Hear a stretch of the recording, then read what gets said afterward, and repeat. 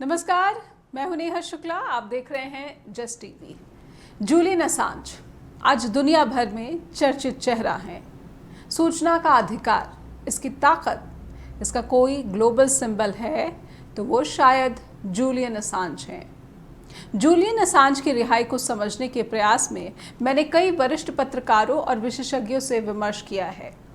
इसी कड़ी में मैंने आज फॉर्मर एम्बेसडर केतन शुक्ला को स्ट्रेट टॉक के मंच पर आमंत्रित किया है। आप सभी दर्शकों का स्वागत करते हुए आइए शुरू करते हैं आज की स्ट्रेट टॉक। तो विलन या हीरो, क्या है जूलियन असांज और उनकी कहानी? जूलियन असांज की कहानी को समझने के लिए कुछ सवालों को समझना बहुत ज़रूरी है। इसलिए स्ट्रेट टॉक के दर्शकों के लिए ये सवाल हम लेकर आए हैं। इन सवालों को पहले रखना चाहेंगे, उसके बाद स्वागत करेंगे आज के पैनलिस्ट विशेषज्ञ का, केतन शुक्ला का। जूलियन असांज के लिए क्यों बदला अमेरिका का नज़रिया, इसको समझने की कोशिश करेंगे। ऑस्ट्रेलिया में असांज की रिहाई आखिर क्यों एक राष्ट्रीय मुद्दा बन गया कि प्रधानमंत्री को भी इस रिहाई का गर्मजोशी से स्वागत करना पड़ा और अपने अधिकारियों की मेहनत की तारीफ करनी पड़ी। और क्या युद्ध क्षेत्र में असांज जैसे पत्रकारों का होना ज़रूरी है, क्योंकि उनके खुलासों ने कहीं ना कहीं इराक और अफगानिस्तान में जो मानवीय स्थिति है उसको उजागर किया। क्या असांज सूचना की ताकत का वैश्विक चेहरा बन चुके हैं? असांज के खुलासों से किसी ज़्यादा नुकसान हुआ और असांज को सालों के कथित उत्पीड़न के क्या मायने निकाले जाने चाहिए? जो मायने निकाले जा रहे हैं वो कितनी सच्चाई के करीब है? आइए स्वागत कर लेते हैं हमारे आज के विशेषज्ञ, फॉर्मर एम्बेसडर और भारतीय विदेशी सेवा के बहुत ही वरिष्ठ अधिकारी केतन शुक्ला जी का। सर, बहुत बहुत स्वागत करती हूँ मैं आपका। आप कई देशों में जो है भारत के एम्बेसडर रहे और आपको इन सब जो सूचनाएं होती हैं, जो डॉक्यूमेंट्स होते हैं, वो कितने इम्पॉर्टेंट होते हैं, खास करके डिप्लोमेसी और स्ट्रैटेजिकली आप बखूबी समझते हैं। लेकिन जब बात जूलियन असांज की आती है, जो लीक्स, जो खुलासे उन्होंने 2010 में किए और उसके बाद से जिस तरीके से वो एक विवादित चेहरा बने रहे, धीरे धीरे उनके ऊपर लगे जो तमाम आरोप है, क्या वो धूमिल होते गए? साबित नहीं कर पाई सरकारें, और इसीलिए आज जूलियन असांज एक फ्री मैन तो है ही, लेकिन अब उनका जो पोर्ट्रेल है वो एक हीरो के रूप में मुझे लगता है कि ज़्यादा किया जा रहा है। केतन सर, जूलियन असांज उनका नाम है जूलियन पॉल असांज। आज उनका बर्थडे है। He was born on 3 जुलाई 1971। तो आपने डिबेट के लिए बहुत सही दिन चुना है। असांज के लिए एक जनरल टर्म में कहे तो वो एक ऑस्ट्रेलियन एडिटर, पब्लिशर, एक्टिविस्ट कह सकते हैं। पर जैसे आपने कहा, आइदर ही वाज एक्टिविस्ट और anarchist. This is the big debate. ये सबसे बड़ी डिबेट है। इसके लिए हमें उनकी पहले तो हमें ये देखना चाहिए कि ऑस्ट्रेलिया में दो बड़े मीडिया और न्यूज़ में लोग हुए। एक है जूलियन असांज, तो जिनका जो वैश्विक स्तर पे सब उनको जानते हैं, और दूसरे रॉबर्ट मर्डॉक जी। अब यदि हम दोनों की लाइफ देखें तो रॉबर्ट मर्डॉक भी जब शुरू में मोस्ट कॉन्सिक्वेंशियल हम फिगर कहे तो वो भी पहले लिबर्टेरियन थे, और असांज भी उसी फिलोसॉफी में आते हैं। लिबर्टेरियन का मतलब है as much as individual responsibility, minimum government involvement and few rule as possible. तो दोनों का ये आइडियोलॉजी दोनों ने शुरू किया। पर यदि हम आज देखें तो असांज और मर्डॉक डायमेट्रिकली ऑपोजिट पोल पे बैठे हुए हैं। मर्डॉक का फॉक्स न्यूज के जिन्होंने ट्रम्प के 35,000 लाए, और उनका जो 2016 के बाद उनकी जो न्यूज रहे। असांज का सबसे बड़ा कंट्रीब्यूशन ये है कि विकीलीक्स जो उन्होंने 2006 में स्थापित किया, 2006 बड़ी इंपॉर्टेंट डेट है। ट्विटर वॉज इन्वेंटेड इन 2006 और फेसबुक ने अपना सभी पब्लिक के लिए ओपन किया, और उसी टाइम विकीलीक की उन्होंने स्थापना की जी। असांज को समझने के लिए उनकी जो शुरू की लाइफ है वो समझना ज्यादा जरूरी है। उन्होंने 16 साल की उम्र में मेंडेक्स करके एक हैकिंग का जॉब शुरू किया था। उनकी चाइल्डहुड काफी डिस्टर्ब रही। उनके मदर का डाइवोर्स हुआ था, उनके सेकंड फादर थे, कई स्कूलों में, कई जगह ऑस्ट्रेलिया में पढ़े जी। पर इनकी ये जो हैकिंग की आदत थी, तो 1991 में 20 साल की उम्र में वो ऑस्ट्रेलिया के सबसे अकम्प्लिश हैकर के रूप में एस्टैब्लिश हो गए थे।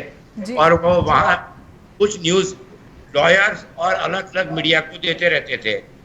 उन्होंने एक प्रोग्राम बनाया था साइकोफंड, और वो उसकी वजह से यूएस मिलिट्री की जो साइट थी उनके ऊपर मैसिव अटैक हुए, और ऑस्ट्रेलिया की टेलीकम्युनिकेशन सिस्टम पर भी उनके जो हैकिंग का था उसकी वजह से उनको सजा हुई थी।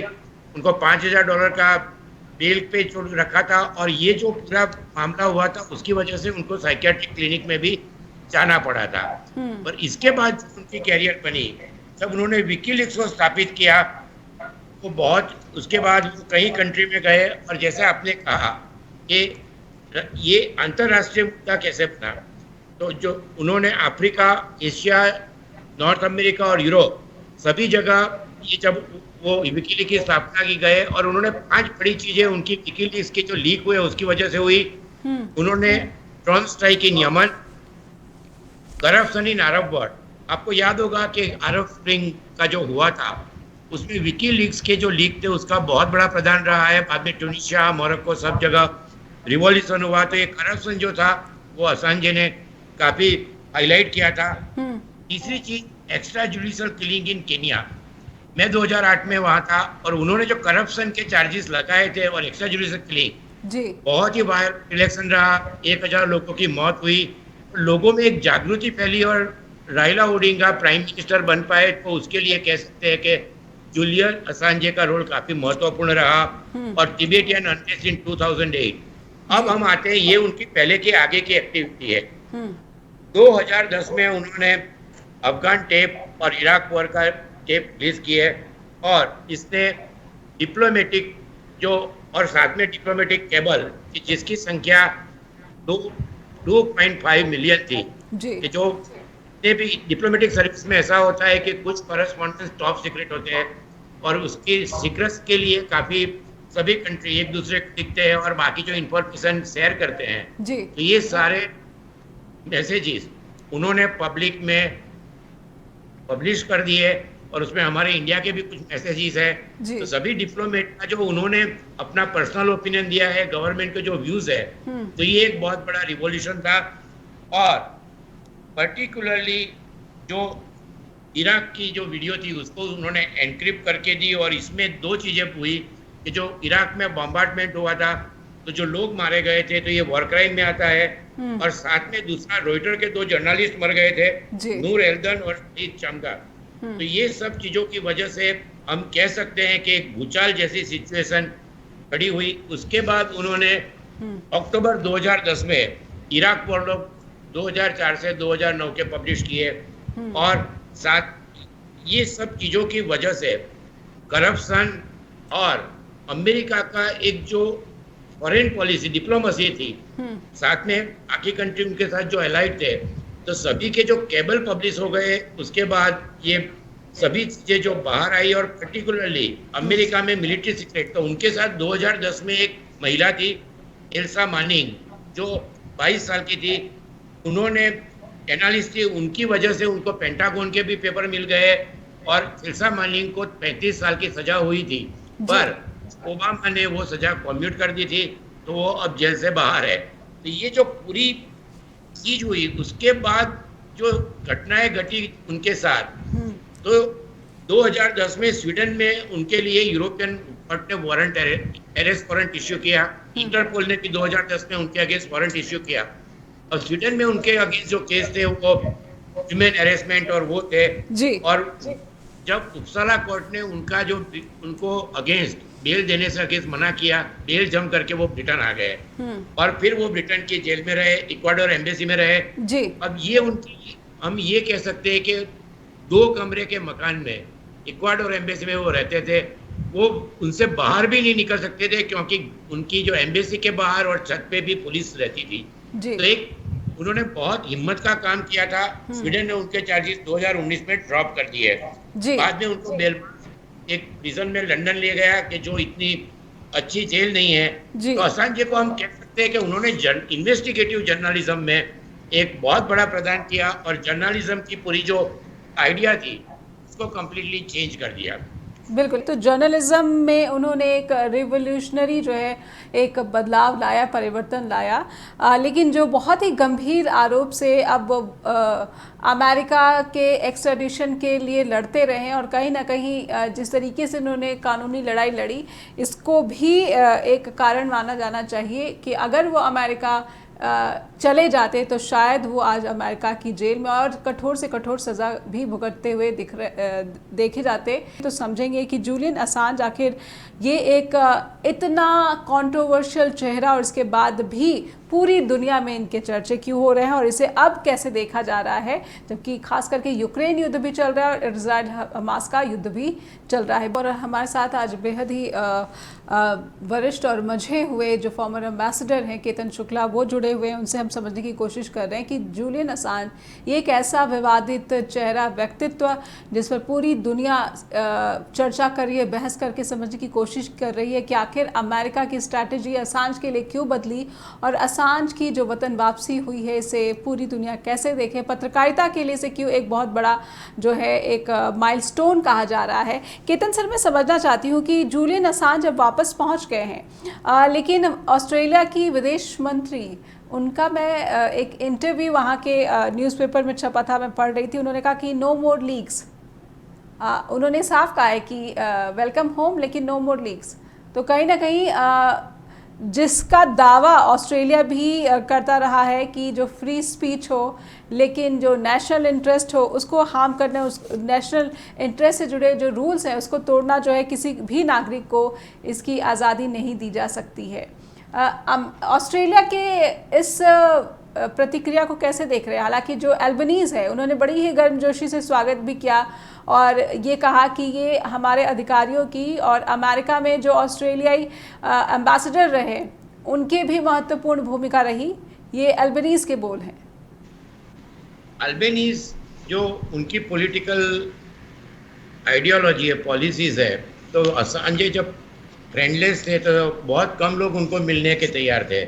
तो असांज के फादर सिम्पटन को मिलने वाले कुछ एमपी में एक अल्बानीज थे और इसको हम एक तरीके से कह सकते हैं कि ऑस्ट्रेलियन डिप्लोमेसी के लिए बहुत बड़ी चीज़ है। डिप्लोमेसी में ये बहुत ही इम्पोर्टेंट जो ट्रांसपेरेंसी होती है वो जो उन्होंने लीक किया, तो वो उन्होंने सभी डेटा जो लीक किया है वो ट्रुथफुल है, उसमें उन्होंने कोई छुपाया नहीं था जी। तो ऑस्ट्रेलिया में इनकी जो रिहाई हुई, जैसे आपने कहा वो अमेरिका गए होते तो उनको 135 साल की सजा होती और ये जो चीज चल रही थी वो बैकडोर डिप्लोमेसी 3 साल से चल रही थी। आपने जैसे आपके वो ग्राफिक में दिखा रहे हो उनको छुड़ाने के लिए पूरे विश्व में सभी जर्नलिस्ट और फ्रीडम ऑफ एक्सप्रेशन, उसके लिए दुनिया भर में कई सालों से सभी अलग अलग देशों में एक्टिविस्ट उसके लिए काफी उन्होंने कोशिश की और पर्टिकुलरली बाइडेन के आने के बाद ये चीज धीरे धीरे ऑस्ट्रेलिया वाले समझ गए थे कि शायद इनकी रिहाई की पॉसिबिलिटी ट्रम्प के टाइम में नहीं हो सकता। जैसे मैंने कहा चिरसा मानी को ओबामा ने उनकी 35 साल की सजा माफ कर दी थी। इसमें दिक्कत ये आ रही थी कि अमेरिका में कई केस चल रहे हैं ट्रम्प के, तो जुडिशियरी के अंदर बाइडेन कभी ये दिखाना नहीं चाहते थे कि असांज की रिहाई में स्टेट गवर्नमेंट और गवर्नमेंट ऑफिशियल इन्वॉल्व है। अब यदि आप देखो कि ऑस्ट्रेलियन गवर्नमेंट ने उनको हीरोज वेलकम दिया है और साथ में उनको जब रिहाई हुई, जैसे लैंड हुए तो ऑस्ट्रेलियन प्राइम मिनिस्टर अल्बानीज ने तुरंत उनको फोन किया था। एयर कंपनी 2 एम्बेसडर, एक तो ब्रिटेन के हाई कमिश्नर और अमेरिका के एम्बेसडर, दोनों ने उनको कंपनी किया और दोनों बहुत ही सीनियर डिप्लोमेट रहे हैं। अमेरिकन एम्बेसडर केविन रूड पहले प्राइम मिनिस्टर रह चुके हैं और स्मिथ पहले फॉरेन मिनिस्टर और डिफेंस मिनिस्टर रह चुके हैं जी। तो इससे हम ये समझ सकते हैं कि उसके पहले 2 पॉलिटिकल प्रिजनर, इस तरह के प्रिजनर रिलीज हुए चाइना से, चेंगली और म्यांमार से। सेंटर इतना बड़ा वेलकम किसी को नहीं दिया गया था। अब ये जो हुआ ये बिहाइंड द सीन डिप्लोमेसी का एक बहुत ही अच्छा उदाहरण है कि ऑस्ट्रेलिया ने कभी इसके बारे में किसी एम्बेसडर, हाई कमिश्नर और उनके फॉरेन मिनिस्टर या प्राइम मिनिस्टर ने इसके बारे में कोई ज्यादा आवाज नहीं की जी। जर्नलिस्ट उनको हर जगह फॉरेन में जब अल्बानीज अमेरिका थे या यंग कोई जो विजिट करते थे, तो कभी इन्होंने कोई बड़े स्टेटमेंट नहीं दिए। ये सबसे इंपॉर्टेंट चीज है कि बैकडोर डिप्लोमेसी में ये कोशिश 2 साल से चालू थी। दूसरी चीज, जी जब उनके स्मिथ 2023 में लंदन प्रिजन में उनको मिलने गए, तब लग रहा था कि अब ये चीज शायद सही ट्रैक पे है और इनको चांसेस उनके बढ़ते जाते हैं। जी केविन रुड ने भी वॉशिंगटन में काफी प्रयत्न किए और ऑस्ट्रेलिया के मन में एक शंका थी कि ये अमेरिका जाएंगे तो क्या होगा। तो इसी वजह से ब्रिटेन के हाई कमिश्नर उनके साथ आइलैंड ऑफ सैपियन में यूएस कोर्ट में गए, उनके एम्बेसडर भी वहां थे। और जो चीज हुई, आप जो कह रहे हैं कि ऑस्ट्रेलिया के फॉरेन मिनिस्टर, तो ये चीज अमेरिका के लिए अभी उनका इलेक्शन टाइम में बहुत इंपॉर्टेंट है। जी असांजे ने जो किया, वो उनकी जो पूरी सिस्टम थी इंस्टीट्यूशन के, जो असांजे का प्रिंसिपल है कि institutions are rotten and rotten to the core. So it should be with the information and truth, it should be completely demolished. तो ये चीज जो है वो स्टेट सीक्रेसी में किसी भी डेमोक्रेसी के लिए हानिकारक है। और दूसरी चीज ये हुई कि उन्होंने 2016 में आरटी पे कुछ शो एंकर किए थे। तो यूक्रेन वॉर के बाद असांजे की इमेज को थोड़ा बहुत धक्का पहुंचा, क्योंकि वो रशिया चले जाएंगे ऐसी भी बातें हो रही थी। जी तो ये चीज है कि इसकी वजह से अमेरिका में अभी इलेक्शन ईयर में बाइडेन इतना बड़ा रिस्क नहीं ले सकते थे। तो जो उनके फॉरेन मिनिस्टर का स्टेटमेंट है, और पर्टिकुलरली जैसे कि अंकुश 2021 में ऑस्ट्रेलिया और अमेरिका का प्रोजेक्ट चल रहा है, जी तो इसलिए हम ऑस्ट्रेलिया के लिए ये बहुत बड़ी चीज है, पर अमेरिका के लिए। और उन्होंने एक चीज मिस कर रहे लोग कि ये जो असांजे, उन्होंने एक एफिडेविट साइन की है कि जितने भी अनप्लेस्ड डॉक्यूमेंट है वो डिस्ट्रॉय करेंगे, और आगे से ऐसी कोई भी चीज अमेरिका अगेंस्ट नहीं होगी। तो ये एफिडेविट उन्होंने साइन की, और जितने भी डॉक्यूमेंट है वो कभी पब्लिश नहीं करेंगे और उसको डिस्ट्रॉय करेंगे।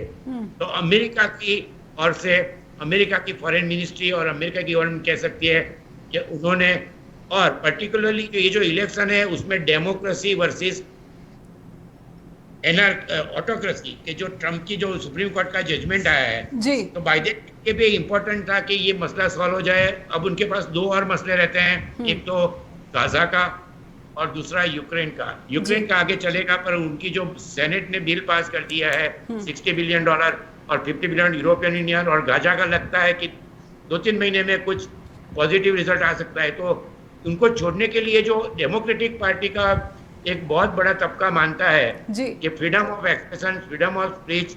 आपको याद होगा कि वाटरगेट स्कैंडल जो हुआ था, तो उसमें भी जर्नलिस्ट ने निकाला था, उस टाइम सुप्रीम कोर्ट ने कहा था कि हम ये केस सुनेंगे। अब जो सुप्रीम कोर्ट है उसका एटीट्यूड कंप्लीटली अब डिफरेंट है, जैसे कि अभी ट्रम्प का जो जजमेंट आया इम्यूनिटी का। तो ये पत्रकारिता के लिए बहुत इंपॉर्टेंट चीज है, और ये हमारे जो पत्रकार में आज के दिन में सभी जगह जो बायस होता है कि either they are with the government and very few. एक दूसरी चीज नेहा जी इंपॉर्टेंट ये हो रही है कि ऑस्ट्रेलिया, अमेरिका और यूरोप में जितने भी न्यूज़पेपर है या मेन मीडिया है, उसकी व्यूअरशिप बहुत कम होती जा रही है, 30-40% है। और यूट्यूब और बाकी जो है उसकी व्यूअरशिप बहुत बढ़ गई। ये भी असांजे का एक कंट्रीब्यूशन कह सकते हैं कि उन्होंने पूरा इंटरनेट पे मीडिया का जो इतना स्प्रेड किया, ये एक बहुत सराहनीय चीज है। जी, यानी उन्होंने जो एक ज़मीन तैयार की, उस ज़मीन पर जो फसल आ रही है वो अब आज के समय में इतनी मजबूत हो रही है कि इस तरह के जो है हैपनिंग जो लगभग इम्पॉसिबल दिखते थे वो भी अब पॉसिबल जो है हो गए हैं, और एक दुनिया भर में एक मिसाल के तौर पर इसे देखा जा रहा है। इसे ऑस्ट्रेलियन स्ट्रैटेजी की और डिप्लोमेसी की बड़ी जीत भी कहा जा रहा है कि जूलियन असांज एक हीरो हैं या एक विलन है। सूचना के अधिकार का वो, सूचना की ताकत का वो, क्या ये एक ग्लोबल चेहरा है और पत्रकारों के लिए एक प्रेरणा भी बन रहे हैं। और हम जूलियन असांज आखिर ये एक ऐसा शख्स जो दुनिया भर में टॉक ऑफ द सब्जेक्ट है, ऐसी पर्सनालिटी है, इसी को समझने की कोशिश हम कर रहे हैं फॉर्मर एम्बेसडर केतन शुक्ला जी के साथ। केतन सर, मैं समझना चाहती हूँ कि जो आज के समय में सोशल मीडिया है, आपने कहा कि कहीं ना कहीं एक ज़मीन उन्होंने तैयार की, और अब आज के समय में बहुत ही मजबूत है, चाहे वो वेस्टर्न वर्ल्ड हो, चाहे मैं कहती हूँ कि ये शायद भारत में भी हो रहा है, जहाँ पे जो प्रमुख मीडिया है, प्रमुख राष्ट्रीय मीडिया है, उसकी व्यूवरशिप घट रही है, और जो यूट्यूब मीडिया है, जो डिजिटल मीडिया है, उसकी व्यूवरशिप में जो है काफ़ी इजाफा हुआ है। लेकिन सवाल मेरा आसान से जुड़ा हुआ है, क्या मौजूदा वक्त में जब वो फ्री मैन हो चुके हैं, उनसे एक्सपेक्टेशंस बढ़ गए हैं? बार बार मैं लगता है कि हर देश का जो मीडिया है वो असांज की रिहाई को लगातार इसकी परतें खोलने की कोशिश करता हुआ दिख रहा है। केतन सर, इसमें दो चीजें हैं कि जब उन्होंने ये सब निकाला था और आज के दुनिया में बहुत बड़े चेंज आ गए हैं, तो एक और हम कह सकते हैं कि इन्वेस्टिगेटिव जर्नलिज्म, दूसरी ओर हम कह सकते हैं इन्फॉर्मिस्ट एनार्किस्ट। और इन्होंने जो चीजें निकाली थी इराक, अफगानिस्तान, उसका काफी अच्छा प्रभाव पड़ा। पर ट्रेजेडी ये है कि जितनी भी एनर्जी और उन्होंने जिस मनसा से, इथोस से ये काम करना शुरू किया था, वो चेंज होता जा रहा है। और यही सेम जो प्लेटफॉर्म है वो ब्लोहार्ड और कॉन्स्पिरेसी थियरिस्ट के हाथ में जा रहा है। और ये चीज आप कई देशों में देखोगे, जैसे अमेरिका में अभी इलेक्शन के पहले यही प्रॉब्लम है, भारत में भी आपने देखा होगा। तो इसकी वजह से ये हो रहा है कि जो लाइस, मिस इन्फॉर्मेशन और ये जो चीजें मीडिया में, मेन मीडिया, और साथ साथ हम ये कह सकते हैं कि यूट्यूब एंड अदर, पर मेन मीडिया पे जो इन्फ्लुएंस है, तो पर्टिकुलरली मिस इन्फॉर्मेशन, कॉन्स्पिरेसी, झूठ, ये सब अब इंटरनेट की वजह से इतना इजीली डिसेमिनेट होता है जितना इजीली ट्रूथ एंड ट्रांसपेरेंसी होती है। तो इसकी वजह से जो उन्होंने जो शुरू किया था, उससे आज के दिन में पूरी परिस्थिति बहुत डिफरेंट है। और पर्टिकुलरली हम हमारे सोशल मीडिया में भी आप देखोगे तो जो यूट्यूब पे है, तो कहीं की व्यूअरशिप 1 करोड़ हो जाती है 2 दिन में। जैसे कि आप ध्रुव राठी देखो, 4 PM देखो, आपका प्रोग्राम देखो, या बाकी। तो ये जो है, इसकी वजह से एक इम्पोर्टेंट चीज है कि रेगुलेटरी मैकेनिज्म और सेंसरशिप, तो डेमोक्रेसी को डैमेज करने के लिए जो चीजें होती है, और पर्टिकुलरली जो यंग पीपल है, उनकी मानसिकता पे जो असर होती है, तो ये जो एक बैलेंस है। और मुझे लगता है कि ये असांजे भी इतनी साल में उनकी भी जो आइडियोलॉजी है वो थोड़ी चेंज होगी। उनका ये मानना था कि जो भी इंफॉर्मेशन है वो डिटेक्ट किए बिना पूरी की पूरी दे देनी चाहिए। और उसमें ये हुआ था कि अमेरिका में उनके केस ये केस था कि इनकी इंफॉर्मेशन की वजह से कई लोगों की जान जा सकती है। वैसे हकीकत में किसी की जान नहीं गई है। ये भी इम्पोर्टेंट चीज है कि जो इंस्टीट्यूशन और जो एस्टैब्लिशमेंट कहता है और उनकी जो होता है, उससे ये चीज काफी अलग होती है। तो अब ये लगता है कि मुझे लगता है कि उनके लिए एक रोल अच्छा ये हो सकता है, पर्टिकुलरली मिडल ईस्ट और गाजा की जो सिचुएशन है, यूक्रेन की सिचुएशन है, तो वहां भी जो चीजें हुई है उसमें कौन से कंट्री, हम ये आसान चीजों कहते हैं कि किस देश ने किया ये हमें देखने की जरूरत नहीं है। हमास ने किया, इजराइल का जो हुआ, तो एक बहुत बड़ी अपॉर्चुनिटी है। और ये वर्ल्ड में उनकी जो एस्टैब्लिश है ट्रांसपेरेंसी एक्टिविज्म के लिए वो एक फिगर हेड बन सकते हैं। उनके क्रेडिबिलिटी है, नॉलेज है, और ये चीज अभी आज के दिन में काफी जरूरी है। क्योंकि पहले जो उन्होंने, आपको ताजुब होगा, उन्होंने टोटल 1 करोड़ डॉक्यूमेंट रिलीज किए थे 2015 तक। और बड़े जो एस्टैब्लिश मीडिया जैसे गार्डियन और सब, तो उन्होंने सबको ये कहा था कि मैं किसी चीज को चेंज नहीं करने दूंगा। तो ये चीज अब शायद मुझे लगता है कि उनका खुद का एक्सपीरियंस और 20 साल में, हम कहते हैं कि wisdom comes with the age, तो अब ये एक ट्रांसपेरेंसी एक्टिविज्म करके पूरी दुनिया के जर्नलिज्म को दिशा दिखा सकते हैं और उनके एक फिगर हेड जरूर बन सकते हैं। तो मुझे लगता है 3-4 महीने बाद, अभी तो वो इतनी साल जेल से आए हैं, उनके फैमिली को मिल रहे हैं, तो हम आसान जैसे उम्मीद रख सकते हैं कि कोई नई चीज जर्नलिज्म में, क्योंकि उन्होंने जर्नलिज्म का एक ब्लॉगर जो उस जमाने में पॉपुलर थे उसको अब निकल गया, अब लाइव ब्लॉग आ रहे हैं और यूट्यूब। तो इस चीज से मुझे लगता है कि हम उम्मीद रखते हैं और हम उनके लिए we can wish him good on his birthday कि he can become the transparency activism instead of anarchist, what people say. But at the same time he had done remarkable job और जर्नलिज्म में एक बहुत बड़ी दिशा उन्होंने दिखाई है, ये हमें मानना पड़ेगा। बिल्कुल, जर्नलिज्म में एक दिशा दिखाई है, यानी कि कहीं ना कहीं जो जर्नलिज्म के एक हीरो के रूप में भी वो आज के जो समय में उभरे हैं। लेकिन मैं ये भी समझना चाहती हूँ कि मिडिल ईस्ट, इराक के वॉर की बात या फिर अफ़गानिस्तान के वॉर की बात, जो भी उन्होंने जो खुलासे किए, इसे मिडिल ईस्ट के देशों में कम से कम उन्हें एक हीरो के रूप में ज़रूर देखा जाता रहा है। ये इसमें खाली मिडिल ईस्ट का नहीं है, जो इराक वॉर थी तो उसमें और अफगानिस्तान वॉर थी, तो दोनों वॉर जिस तरह हुई थी तो उसमें जो चीज़ें गलत हुई थी कि डिसीजन बुश का गलत था, बाद में कोई डॉक्यूमेंट मिले नहीं, या अफगानिस्तान वॉर में $1 ट्रिलियन का खर्चा हुआ और अमेरिका को उसमें कुछ हासिल नहीं हुआ। तो इसकी वजह से एक जो लोगों के दिमाग में वियतनाम वॉर के बाद आप शायद आपको याद होगा कि कितना लोगों ने कितनी डेमोन्स्ट्रेशन किए, ये किए, पर अभी तक कई चीजें लोगों को अभी तक पता नहीं है सच्चाई क्या है और सब कई ग्रे एरियाज है। तो ये विकीलीक्स के बाद दो चीजें हुई, एक तो अफगान वॉर और इराक वॉर में किस तरह निर्दोष नागरिकों और किस तरह जो सुपर पावर होते हैं, और ये चीज मैं इसीलिए कह रहा हूँ कि यूक्रेन में जैसे रशिया है तो उनकी भी जो यूक्रेन में हुआ है या गाजा में जो, तो ये विकीलीक्स की वजह से पूरी दुनिया में एक उनकी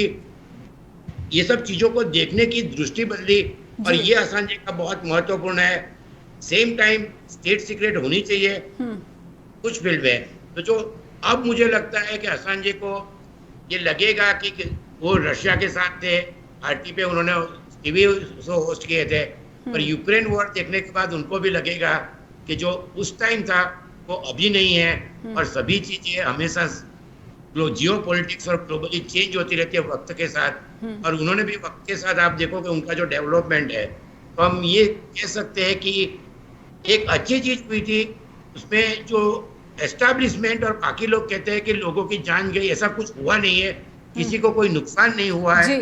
और ये आप देखोगे कि हमेशा हर एक स्टेट का ये रहता है कि it is against state, they are not patriot, पर in the long term we know what is right और व्हाट इज रॉन्ग। ये आप अभी इजराइल में देखोगे कि जो वॉर खत्म होगी उसके बाद इजराइल बहुत वहाँ के लोग ज्यादातर, मैं कह सकता हूँ वेरी इंटेलेक्चुअल एंड क्लियर, उनके एक प्रेसिडेंट भी जेल में जा चुके हैं, तो देयर विल बी एनालिसिस कि आइदर इट वाज पैट्रियोटिज्म और it was the ultra right ideology. And ये असांजे ने बहुत क्लियरली दिखाया कि अमेरिका का रोल मिडिल ईस्ट में क्या रहा है, और ये सच था, सही था या नहीं था। तो ये चीज लोगों को स्वीकार करनी चाहिए। जी, तो ये कह सकते हैं कि समय के साथ अमेरिका ने जो गलतियां की और कहीं ना कहीं वो समय के साथ उसने वो गलतियों को सुधारने की कोशिश की है, और जो बाइडेन प्रशासन ने जो असांज के साथ असांज की रिहाई के लिए जो डील की है, ये डील भी अपने आप में बहुत बड़ा एक बदलाव, एक अहम पड़ाव है। खास करके पश्चिमी देशों की अगर मैं बात करूं कि इनकी जिस तरह की रणनीति रही है, और कहीं ना कहीं जूलियन असांज वेस्टर्न वर्ल्ड के लिए भी एनिमी के रूप में प्रोजेक्ट किए जाते रहे हैं, इसको समझेंगे। केतन सर, मैं समझना चाहती हूँ कि वेस्टर्न वर्ल्ड जिसने शुरू में जूलियन असांज के खुलासों को बिल्कुल ही एक ऑफेंसिव की तरह लिया, अब धीरे धीरे जिस तरीके से वहाँ पर पत्रकारों ने मोर्चा खोला, अलग अलग देशों से हमने देखा है कि वहाँ पर प्रदर्शन असांज की रिहाई को लेकर हुए, क्या पश्चिमी देश, पश्चिमी दुनिया भी अब इस चीज़ को मानने लगी है कि कहीं ना कहीं अगर लोकतंत्र को सुधारना हो या फिर लोकतंत्र को और मजबूत बनाना हो तो इस तरह की आवाज़ों को दबाने में समझदारी नहीं है? बात अगर आपने इजराइल युद्ध की है या फिर यूक्रेन युद्ध की है, तो असांज जैसे जो किरदार हैं वो बहुत ही अहम भूमिका निभाते हुए दिख सकते हैं। आपकी बात एकदम सही है। यदि हम देखें कि इजराइल में आज के दिन में जेरूसलम पोस्ट, हारेस, सब जो लीडिंग न्यूज़पेपर है, या वेस्टर्न यूरोप में भी एक दिक्कत अभी ये हो रही है कि अल्ट्रा राइट फोर्सेस 20 से 30% तो हर एक कंट्री में है, पर मीडिया बहुत ही इंपॉर्टेंट रोल प्ले करता है। जैसे कि अमेरिका में भी मीडिया का रोल बहुत इंपॉर्टेंट रहा है। अभी आज के दिन में वहाँ सबसे बड़ा डायलेमा है कि one of the leading channel जो CNN है वो डिली डालिंग कर रही है, और उन्होंने जो फर्स्ट डिबेट की तो उसकी वजह से काफी प्रॉब्लम हो गई। तो मीडिया का इंडिपेंडेंस बहुत इंपॉर्टेंट है, मीडिया का रोल भी बहुत इंपॉर्टेंट है। और जब लोकशाही के अंदर मीडिया जब तक है तब तक लोकतंत्र जिंदा है, क्योंकि ये 4th पिलर कहते हैं, पर सबसे ज्यादा इंपॉर्टेंट पिलर, बाकी 3 पिलर के बारे में भी लोगों को सही जानकारी मीडिया के थ्रू मिलती है। जी। और मीडिया, इसीलिए आप देखोगे कि जो भी ऑटोक्रेटिक कंट्री है, जैसे चाइना है, रशिया है, जी। वहाँ सबसे पहले मीडिया को सप्रेस किया जाता है। और यही चीज आपको हिटलर, मुसोलिनी और कई कंट्री में ये मिलेगी। और आप हमेशा देखोगे कि जो मीडिया ने बहुत ही इंपॉर्टेंट रोल प्ले किया है। यदि हम देखें तो इंडिया में इमरजेंसी थी, पर वो इतनी ये खराब नहीं थी कि जैसे अरुण शौरी और गोयनका इंडियन एक्सप्रेस ने 1.5 साल में काफी सिनेरियो चेंज कर दिया। और ये वन मैन शो जैसा था। तो मीडिया का रोल बहुत ही इंपॉर्टेंट रहता है। और ईस्टर्न यूरोप में भी अभी जो यूक्रेन के बाद जो परिस्थिति है, तो इसमें वेस्टर्न कंट्रीज में भी लोगों में ये एक तरह का उनके दिमाग में सेकंड वर्ल्ड वॉर है, तो मीडिया का रोल बहुत ही इंपॉर्टेंट रहेगा। और मेरा ये मानना है कि लोकशाही के लिए मीडिया एक ऑक्सीजन जैसा है। जैसे ऑक्सीजन के बिना आदमी जिंदा नहीं रह सकता, लोकतंत्र और लोकशाही fair, transparent, bold and independent media के बिना बहुत मुश्किल है कि लोकतंत्र सही तरीके से काम करे। जी। किरण सर, अगर मैं अमेरिका के एलिगेशंस की बात करूं जो असांज के अगेंस्ट लगाई गई थी कि उससे जो है संस्थाओं को और खासकर उन लोगों की जान को खतरा पैदा हो गया जो कि राष्ट्रहित में काम कर रहे थे, लेकिन क्या ये एक ऐसा नैरेटिव नहीं है जो सरकारें अपने एक्शन के बचाव के लिए, डिफेंसिव के लिए इस तरह के स्टेटमेंट्स को अपनाती आई हैं, इन्हीं स्टेटमेंट्स का सहारा लेती आई हैं? क्योंकि समय के साथ ऐसा कुछ भी नज़र नहीं आया किसी की जान को खतरा, जैसा कि खुद जो जूलियन असांज की वकील है उन्होंने इस बात का बार बार जिक्र किया कि क्यों उनकी रिहाई के लिए समझौता हो सका। यही चीज वहां कोर्ट में भी कही गई है कि जो उनके राइट विंग जर्नलिस्ट है वो ये, और बाकी एस्टेब्लिशमेंट, ये हर एक सरकार का ये रवैया रहता है थोड़ा बहुत कि इससे नुकसान होगा ये। पर 2024 आज के दिन तक किसी को कोई नुकसान नहीं हुआ है, किसी को कोई इंजरी नहीं हुई है, या कोई ऐसा कोई फॉल आउट नहीं हुआ है जी। तो ये चीज हम कहते हैं कि अच्छा है, गुड लक है, हो भी सकता है, पर नहीं हुआ है, अच्छी बात है। तो ये जनरली जितना हाइप क्रिएट किया जाता है उतना आपको ये हमेशा आप वर्ल्ड हिस्ट्री में देखोगे तो इवन फ्रेंच में एक बहुत बड़ा एक जू के अगेंस्ट बहुत बड़ा 1900 में केस हुआ था, अफेयर। तो ये चीजें होती रहती है। और इस तरह की चीजें ज्यादा नहीं हो, इसके लिए मीडिया का इंडिपेंडेंस और मीडिया का जो ये कह सकते हैं कि उनमें जो इस तरह असांजे जैसे लोग, चाहे वो उसको रेगुलेटरी मैकेनिज्म में थोड़ा बहुत कर सकते हैं, पर इसकी जरूरत आज के दिन में जब अल्ट्रा राइट फोर्सेस काफी ज्यादा बढ़ रहे हैं जी। तो इस तरह का मीडिया की जरूरत काफी है। और ये आप ब्राजील में भी आपने देखा होगा कि बोल्सोनारो, उनके इलेक्शन में भी वहाँ के न्यूज़पेपर्स ने काफी इम्पोर्टेंट रोल प्ले किया था। इवन मैं केन्या में जो असांजे का था तो उसी इलेक्शन में भी वहाँ के न्यूज़पेपर ने। सो मीडिया का रोल अब ये जो नया एल्विन टॉपलर कहता है जैसा रिवॉल्यूशन, तो ये नए युग में मीडिया का रोल सबसे ज्यादा और सबसे महत्वपूर्ण रहेगा। और पर्टिकुलरली लोकतंत्र के लिए मीडिया बहुत ही इम्पोर्टेंट है।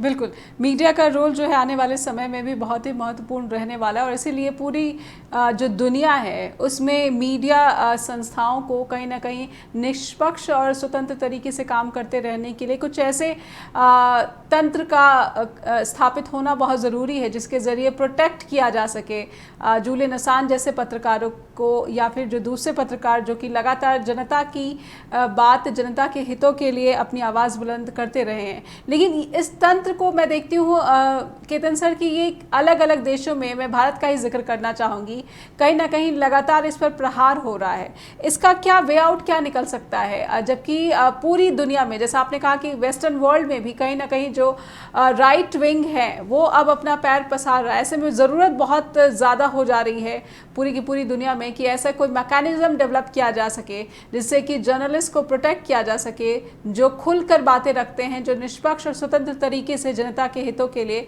काम करते रहते हैं। ये असांजे के लिए एक मानिंग ने कहा था, curious I never runs dry. तो इसके लिए ये है कि एक तो जर्नलिस्ट, इन्वेस्टिगेटिव जर्नलिज्म बहुत कम होता जा रहा है जो पहले होता था। दूसरी चीज ये है कि जुडिशरी कैन वो इम्पोर्टेंट रोल प्ले कर सकती है क्योंकि दैट इज अनदर पिलर। और तीसरी चीज पब्लिक अवेयरनेस, सबसे ज्यादा महत्वपूर्ण पब्लिक अवेयरनेस है कि ये जो मीडिया की इम्पोर्टेंस है वो पब्लिक को समझनी पड़ेगी और इसके लिए पब्लिक को भी लड़ना पड़ेगा, क्योंकि जी। ये चीज़ एक ट्रायड है, जुडिशियरी, पब्लिक एंड पॉलिटिशियन। तो पॉलिटिशियन जब पब्लिक का प्रेशर होता है तो उनकी समझ में बात आ जाती है, और जुडिशरी इसमें काफ़ी इंपॉर्टेंट रोल प्ले कर सकती है। और ये ट्रायड में सेंट्रल पॉइंट है journalism, ethics of journalism, investigative journalism and activism. ये तीनों चीज़ बहुत इंपॉर्टेंट है। ये चीज़ के बाद ही उसके इर्द गिर्द ये बाकी तीन चीज़ घूम सकती है, और then we can see very good result for the democracy. जी, एक चीज़ जो मैं आपसे समझना चाहती, क्योंकि आप तो खुद फॉरेन सर्विस में जो रहे हैं, इतने लंबे समय के का आपका अनुभव है, क्या कोई तकरार ऐसी होती है जो डिप्लोमेट्स चाहते हैं कि इसका खुलासा ना हो क्योंकि ये राष्ट्रहित में है, लेकिन जो पत्रकार है वो अड़े रहते हैं कि नहीं, ये तो सूचना का अधिकार है और जनता को पारदर्शिता ज़रूर होनी चाहिए? क्या इस तरह के क्लैशेस बहुत आम बात है और इसे सहजता से लिया जाना चाहिए और इसे भी बहुत ही पॉजिटिव तरीके से हैंडल किया जा सकता है?